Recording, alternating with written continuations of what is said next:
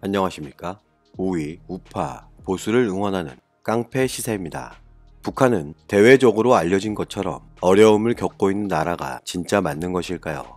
만약 그렇다면 북한 김정은의 자신감은 어디서 나오는 것일까요? 무엇인가, 누군가 믿는 구석이 있는 것은 아닐지 의구심이 발생하는데요. 10월 23일 UN 북한 인권특별보고관 토마스 오에아 킨타나가 북한 내부의 실체를 파헤쳐서 충격적인 보고를 하게 됩니다. 미국의 소리 VOA와 자유아시아 방송의 보도 내용을 살펴보겠습니다.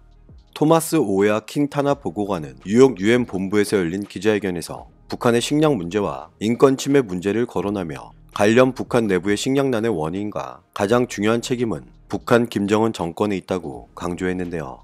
북한 주민이 영양 부족 문제에 시달리는 등 식량이 불안정한 상황에 놓여 있으며 특히 북한의 식량 불안정이 걱정되는 것은 1990년대 북한에서 발생했던 대기근의 기억 때문이라고 지적했습니다. 실제 지금 북한은 북한 인구의 절반에 달하는 약 1100만 명이 영양실조로 위험하며 영양 부족으로 고통을 받는 북한 아동 14만 명 중 3만 명은 생명이 위태로운 것으로 추정된다고 밝혔는데요. 하지만 대외적으로 보여지는 북한 김정은과 일부 특수계층이 보여주는 모습만 봐서는 실제 식량난이 일어나고 있는지조차 의문이 발생하기에 많은 사람들은 중국과 러시아, 대한민국 문재인 정부의 대북 지원 정책 및 식량 지원을 목적으로 대외적인 이미지를 연출하는 것이 아니냐며 의심하고 있고, 그렇기 때문에 문재인 정부의 향후 행동과 관련해서 우리는 관심을 가지고 지켜봐야 할 것입니다. 토마스 오에아 킨타나 보고관이 밝히는 진실은 또 있습니다.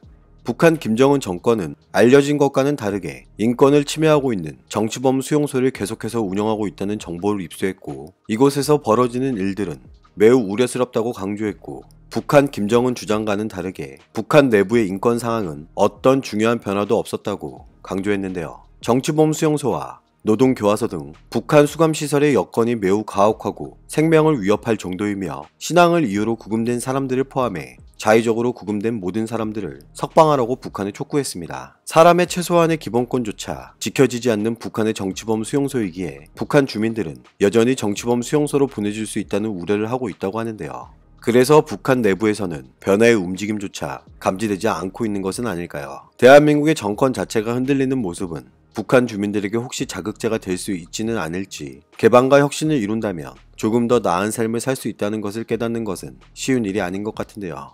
토마스 오에아 킨타나 보고관은 비핵화 합의와 한반도 평화의 지속성을 위해서는 북한 인권 문제를 협상에 포함시키는 것이 필수적이라고 밝히면서 탈북민들이 북한으로 강제 송환되고서 고문과 강제 낙태, 영아 살해 등을 당하는 것으로 알려진 데 대해 매우 걱정하고 있다고 밝혔습니다. 북한과의 교류를 추구하고 있지만 북한에서 중대한 인권 유린을 자행한 자들은 책임 규명과 함께 처벌 노력도 지지한다는 입장을 드러냈는데요. 북한은 이렇듯 쉽게 변할 수도 변하지도 않는 나라임을 모르는 누군가는 분명히 있는 것 같습니다.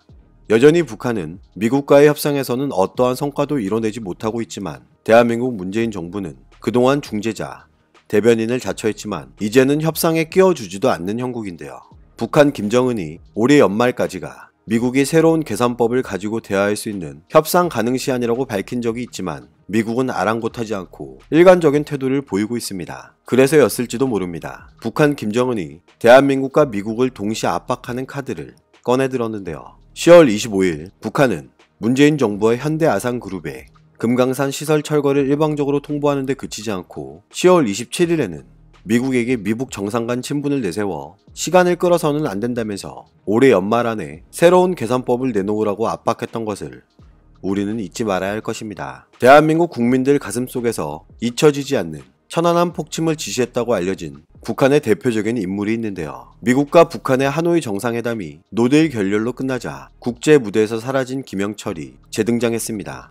북한 김정은이 하노이 미북 정상회담 결렬 이후 비핵화 협상 무대에서 사라졌던 김영철을 약 8개월 만에 재등장시켰고 강력한 경고까지 서슴지 않았는데 10월 27일 북한 김영철은 담화를 내면서 이런 입장을 나타냅니다. 미국과 북한 두 나라 정상 간의 친분만이 능사가 아니며 미국과 북한 관계에서는 실제적인 진전이 이룩된 것이 없고 지금 당장이라도 불과 불이 오갈 수 있는 교전 관계가 그대로 지속되고 있다고 주장했는데요. 미국이 자기 대통령과 우리 국무위원장이 개인적 친분을 내세워 시간 끌기를 해 올해 말을 무난하게 넘기려 한다면 그것은 어리석은 망상이라면서 미국이 대조선 적대시 정책에 발광적으로 매달리고 있고 추종 국가들을 내세워 반공화국 결의안을 통과시키려는 책동을 벌이고 있다며 미국은 더욱 교활하고 악랄한 방식으로 우리를 고립, 압살하려 하고 있다는 입장을 드러냈습니다. 미국 트럼프 대통령과 북한 김정은 사이의 친분 관계는 결코 민심을 외면할 수 없으며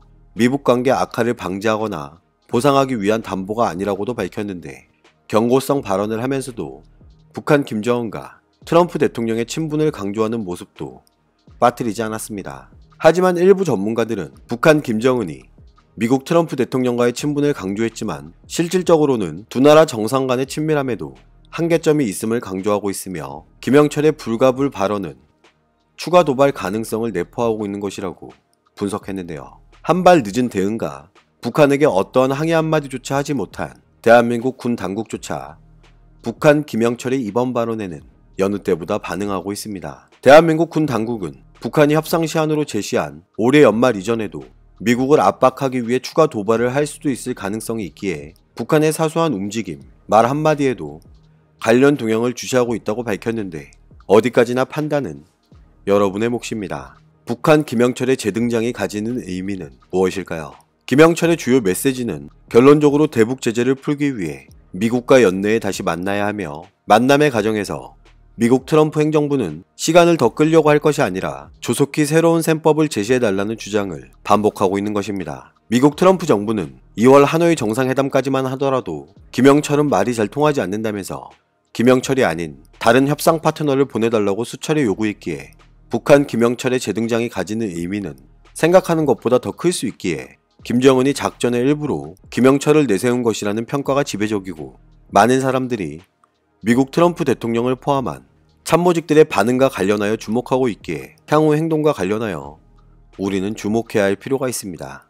이런 와중에 문재인 정부는 시대에 맞지 않는 착각하고 있는 것이 한 가지 있는데요. 10월 28일 대한민국 통일부는 금강산의 남측 시설에 대해 철거를 요구한 북한에게 대북 통지문을 발송했습니다. 정부와 현대아사는 10월 28일 오전 남북 공동연락사무소를 통해 북측 조선아시아태평양 평화위원회와 금강산 국제관광국 앞으로 편리한 시기에 금강산에서 남북 당국 간 실무회담을 개최하자고 제안하는데요. 통일부 대변인은 이런 입장을 나타냅니다. 문재인 정부는 북측이 제기한 문제를 포함해서 금강산 관광 문제 협의를 위한 당국 간 실무회담 개최를 제의했으며 관광사업자가 동행할 것임을 통지했고 현대아사는 당국 대표단과 동행하여 북측이 제기한 문제와 더불어 금강산 지구의 새로운 발전 방향에 대한 협의를 제의했다고 합니다. 남북 관계의 모든 현안은 대화와 협의를 통해 해결해 나가야 한다는 것이 정부의 일관된 입장이며 금강산 관광 문제와 관련해서도 우리 기업의 재산권에 대한 일방적인 조치는